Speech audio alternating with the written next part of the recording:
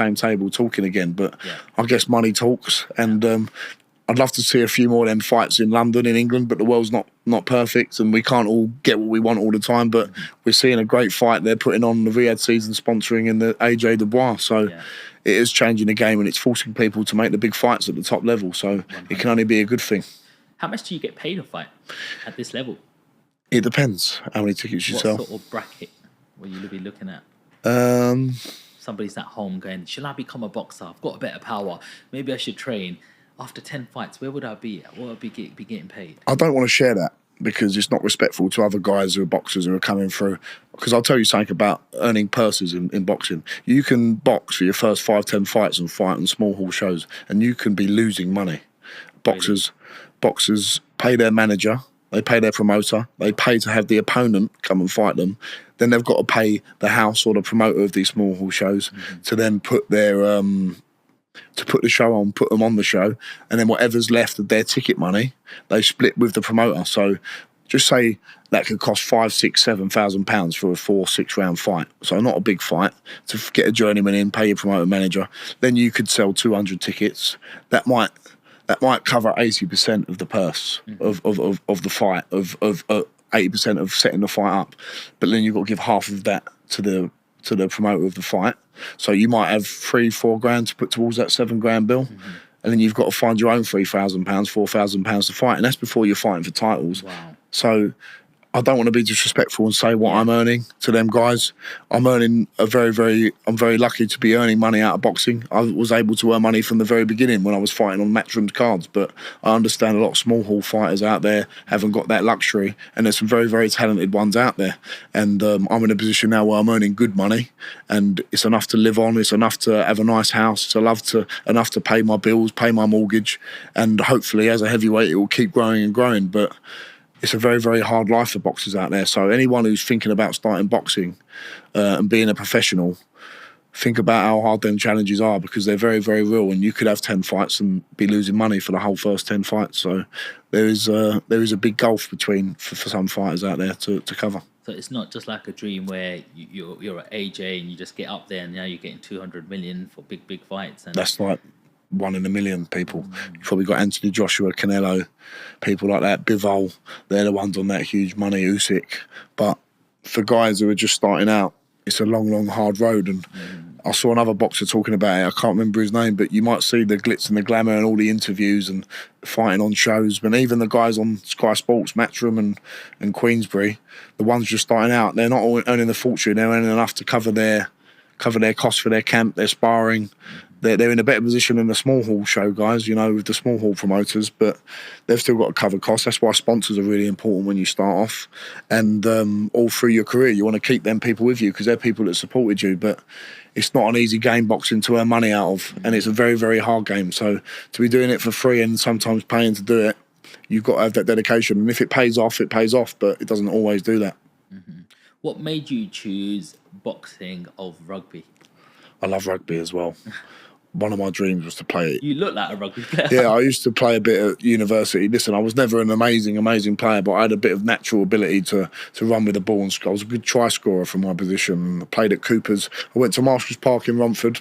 We didn't really have a rugby team. We had about 7 guys who wanted to play a bit, and we just found a few on the day to go and play these other schools. And I went to Cooper's for sixth form, and they used to play some of the good schools like St Joseph's and Bancroft, some good private schools, and we were like the state school that turned up and weren't expected to win too much, but we did win the Essex Cup a couple of times, and that was brilliant. And went to Exeter University, and it was just a different level of rugby, and I thought, wow, this is a new level. All these posh private school boys all coming in, really good guys. But I had to learn very quickly how to play, and I'd never been up in a line out before, didn't really know how to scrum, but I had natural ability running with the ball, and I made the fresh first team. So the first year's first team, I started getting in on the coattails of that, and by the second year I just started boxing again. I just thought I'd do a bit of boxing for a bit of fitness, and then from there I had an amateur fight at the club, at the uni club, and won in round 1.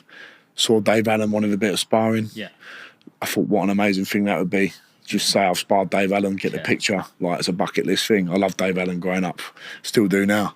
And called him up a few times. You know, Yeah. I've seen a few of your interviews with Yeah, him. yeah. I know you're proud of saying you. He was my sparred idol with growing him. up. He was my idol growing up, and I like his authentic way. How he's just no airs and graces, just does what it says on the tin. Sparred him, sparred Joe Joyce, and then COVID happened. What's it like sparring Joe Joyce? Because he just Hard. looks like granite chin, juggernaut. Especially when I was sparring him, when he was like really coming up and was a real force. He still is a force now. Don't get me wrong. He can still a big old unit, but when he was like in a purple patch fighting Joe Parker and stuff, we're really good friends. Speak to him every day, but we have battered each other seriously, and it's like.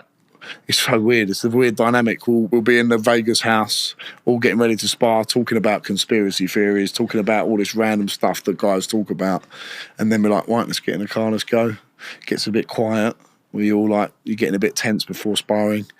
You glove up, you put your protection on, put your head guard on.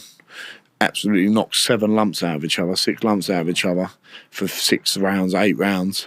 Then we just go and get a bit of food afterwards like nothing's happened, and we wake up and do it again the next day. But that's why I think we've become good friends, because we've shared that struggle together. And I enjoyed helping him, you know, especially before the Joe Parker fight. He was in unbelievable condition, and to be able to learn off him was amazing. Yeah. How strong is he? He is Joe Joyce. One of the strongest and one of the fittest men I've ever met. I remember being on a rowing machine with him, and my heart was in the yellow-red zone. This is about 4 years ago, and I was struggling to keep up. He was in the blue zone, and his heart was on about 70 BPM. I was on about 140, 150, just rowing like with no effort whatsoever. It's just genetically, I think he's gifted like that, and the relentless nature of how he fights was unbelievable when I was sparring him, and that makes you a better fighter, you know. Do you think this is the end of Joe Joyce now? I don't know. I don't know if it's the end or not. And I don't like seeing it as the end, because boxing's just one part of your life. Mm-hmm. It is all your life, but he's still a relatively young man, 38, 39. He can do whatever he wants. He's a formidable force. He could be great in some action films, you know. He'd be amazing. Good looking as well. He's got the look. He's got the look. He's very clever and intellectual guy as well. He went to university. He's into his history. Wow. He likes going down the rabbit hole with the pyramids and things like that, and learning about the royal family and stuff like that. And you have some interesting conversations, but just a really, really articulate man. And when I first met him, like, he takes a while to warm to people, which I find quite genuine, quite endearing, that he don't just become your mate straight away. And I think that's a good way to be. You build a relationship with people. And once you've got that with him, he's a really good man. And if there's one man I trust on this earth, Joe Joyce is one of them. That's nice. Let's talk a little bit about the fight coming up on the in the December card with Usyk versus Tyson Fury. Yeah. ×2. Was you surprised when Usyk beat Tyson? Not surprised. I know you said Spencer Fury wasn't surprised either when you had him on, but I wanted Fury to win as the Brit, as a Fury fan. Yeah. And I thought at one point, round 6, round 7, he was winning the fight and turning the screw, and then out of nowhere, Usyk he got that unbelievable fitness, and it come probably down to his training and his dedication. Doesn't cut corners, and he just turned the screw and turned the screw and turned the screw, knocked Fury down obviously onto the ropes. So credit to him, and Usyk's a formidable guy, and you can only give him credit. And I think the rematch is going to be amazing. What mistakes do you think Tyson Fury made in that fight? I spoke to Jimmy Tibbs about this, legendary trainer, obviously dad of my trainer Mark Tibbs. And he said, he looked good. He lost weight, but not always good to lose weight as a heavyweight. He might have been better off being 19, 20 stone. I don't know what their plan was in the camp. I'm not an expert on their camp. I'm not trying to tell them what to do, but it made sense to me. If you're a big guy, you might not look body beautiful. You never will. And maybe that bit of weight might have helped him. Could have hindered him. Could have made him a bit slower. But sometimes losing weight lowers your punch resistance. You haven't got as much energy. You might look a bit better, but it might just be a little bit of an aesthetic thing rather than an actual fitness thing, you know. Look at there's been some massive guys in the past. George Foreman, when he came back, was a big old unit. Larry Holmes hasn't always been the most ripped guy, you know. You don't have to be completely chiselled or thingy to... You have to be completely chiselled to be a great fighter. Some fighters are naturally like that, but being a bigger guy sometimes you've got to use that weight, and maybe coming in a stone or two heavier wouldn't have been a bad thing. What does Tyson need to do differently apart from the weight this time?